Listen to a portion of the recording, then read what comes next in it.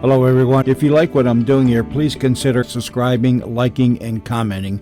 It would really help the channel out quite a bit. Thank you very much.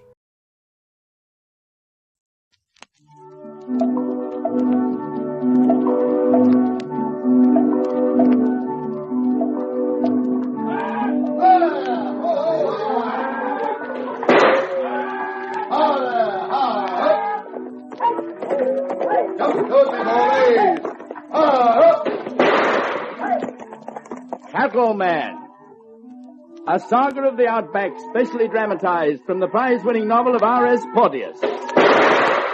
Cattleman.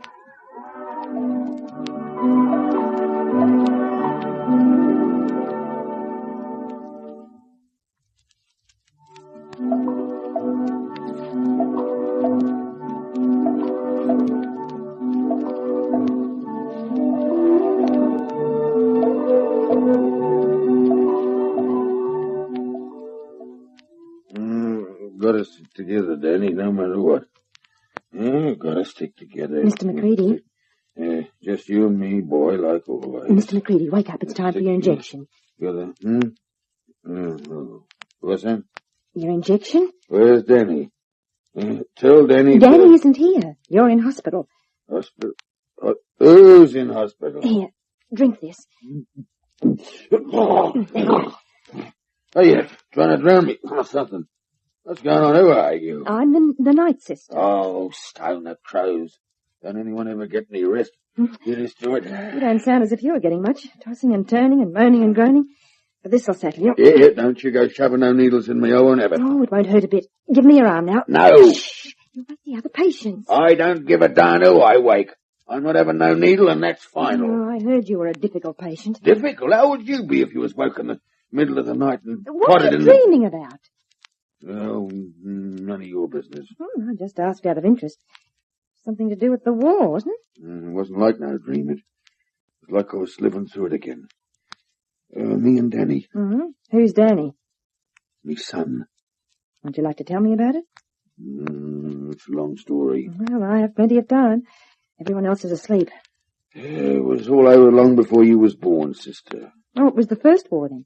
Yeah, the war to end all wars. That's what they said. When I think of those early days on the troop ship going over, Balaclava her name was, she was sunk in 16. It was only by the grace of God she never went down sooner. There we was with no escort and a German destroyer cut us to ribbons. Yeah, a miracle it was. A miracle any of us ever lived to tell the story.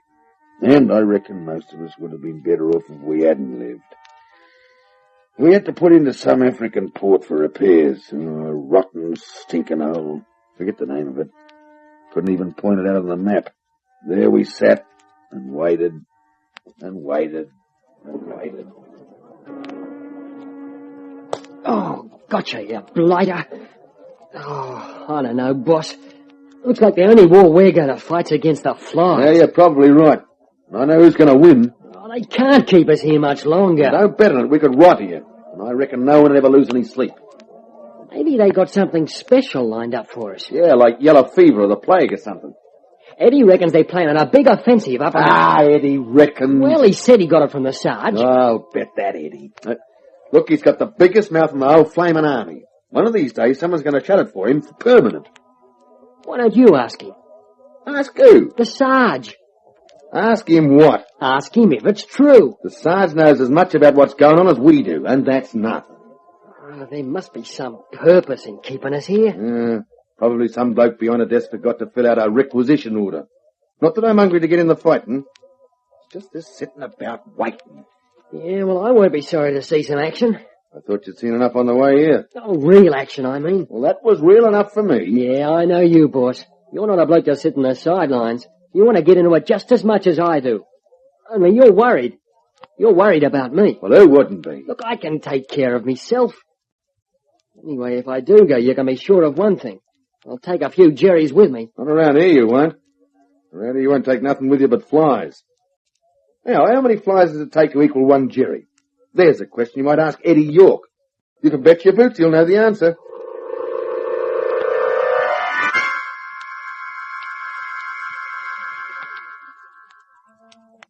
Having fun, McCready? Hey? Oh, good night, Sergeant. I was just counting me fingers for one of something to do. When I get tired of that, I'll start on me toes. Well, you'll need 'em all before we're through. Yeah, you reckon? Trouble with you, boss. You got no patience. Since when have you got so much? Since I heard we're being moved out tonight. Hey, you're kidding. I'm just telling you what I was told. Yeah, by Eddie York? By Lieutenant Wagstaff. Hey? Did he say where we're going? No, just that we're moving out. But I got a hunch something big's in the wind. There's talk about a new offensive in the Balkans. I thought you never listened to talk. Not Eddie York's kind. This comes from higher up. Ah, you begin to interest me. Well, I can't vouch for it, of course. Still only talk. But I'd say there's an even chance of it being right. Is this just between us, or can I mention it round? Oh, you better not. Wouldn't want to get the hopes up for nothing. If it's true, they'll know soon enough. If not, well, there's no harm done.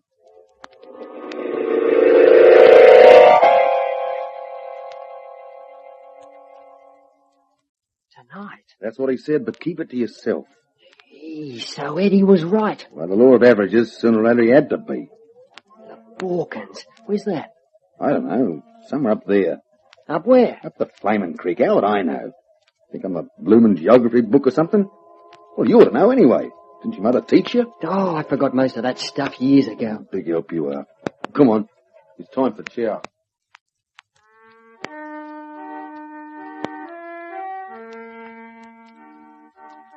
Oh, that's how it was, sister. We was all of us clutching at straws. Even the Sarge. What happened to the ship you were on? Didn't you say she'd put in for repairs? Oh, she left us behind. Sailed a week or two before. Now, that's another thing that had us guessing. How we was going to get out. And how did you? A couple of ships came in that same afternoon. They packed us on board and off we went. Where? Oh, I'm coming to that. None of us knew what was cooking, but it looked like the Sarge was right about something big being in the wind. Finally, word came through we was going to make a landing on enemy territory. You should have seen some of the boys. They was wild with excitement, like a mob of school kids going on a picnic. And young Danny, he was as bad as the worst of them. By cripes, we'll give 'em some curry, boss. Blokes are just raring to go. Oh, we'll take 'em apart. Yeah, and Eddie York, he's got the Kaiser all set up, I bet. He's going to deal with him personally. Well, he'll have plenty of company. Oh, Danny, when are you going to grow up? What do you think this is anyway, a pleasure cruise? We're not going to just walk in and take over. Oh, you never know. Surprise attack. We might catch 'em with their pants down. We might, then again, they might catch us the same way. Oh, look, I don't want to dampen your spirits, but we don't know what we're getting into till we get there. And whatever happens, there's a few of us going to be left behind. I don't want you to be one of them. Oh, take it easy, boss. I told you I'd stick with you. Yeah, well, just simmer down. Let Eddie York and his pals be the heroes. We'll be there to catch them when they fall.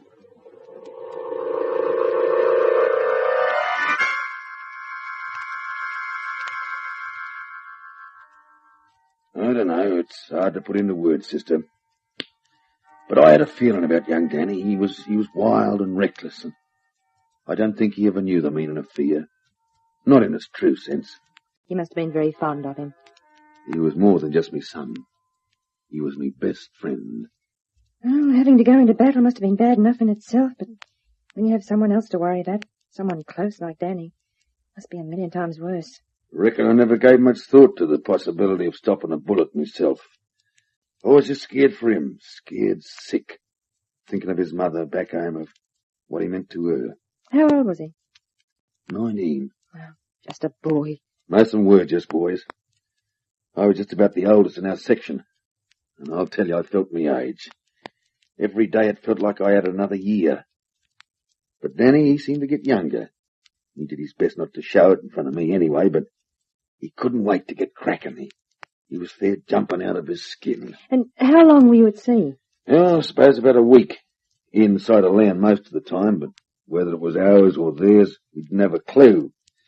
We could have been sailing up the east coast of South America for all we knew. And one night we dropped anchor. It was too dark to see the shoreline, or even if there was a shoreline. There were other ships, we knew that. How many or what they was up to was anyone's guess. You still didn't know where you were? We didn't know a thing. The blokes were pretty quiet that night. The edge had worn off their excitement. Some of them were starting to get the jitters. You could see it in their faces, tell by the way they talked. But not Danny. He was right on top, riding the crest of a wave. Well, this is it, boss. Tomorrow I'm tipping we'll be in the thick of it. Yeah, maybe. Somewhere out there. I wonder if they're expecting us. We'll know when the time comes. Yeah, well, if they are, they're keeping pretty quiet about it. What do you expect? Community singing? Well, we can't be too far offshore. Wouldn't they open fire? In the middle of the night, be your age. They can't see us any more than we can see them. Oh, I'd certainly like to know where we are. If you did, it probably wouldn't mean nothing. No, just to have some idea, I mean. Greedy. Well, there's the Sarge. You might know something by now. You want me, Sarge? Yeah. We've been moving in at dawn. Oh, that official? Yep. What's the score? Is Jerry expecting us? It's not Jerry. It's the Turk. We hope he isn't, but he might be. You see over there? It's a beach. That's where we're going to land, or try to. Where are we? What's it called? A place I never heard of. Gallipoli.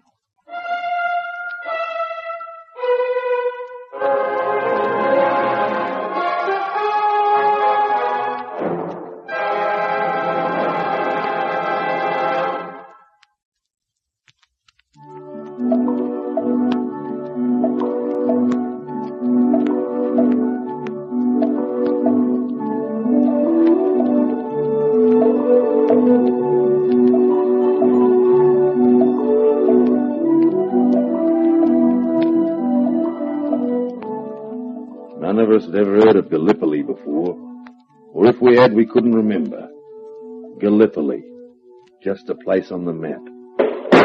Cattleman, a Grace Gibson radio production.